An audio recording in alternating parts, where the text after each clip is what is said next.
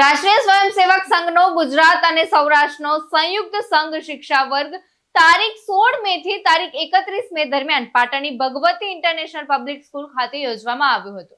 તો આ વર્ગમાં કુલ 10 વિભાગના 36 જિલ્લામાંથી કુલ 251 શિક્ષાર્થીઓ સાથે કુલ 32 શિક્ષકો દ્વારા સંઘ કાર્ય વિસ્તાર અને દ્રઢીકરણ સાથે આ સંઘ શિક્ષા વર્ગના સાર્વજનિક સમારોહ કાર્યક્રમ નોર્થ ગુજરાત એજ્યુકેશન સોસાયટીના કોલેજ કેમ્પસ ખાતે કરવામાં આવ્યો હતો.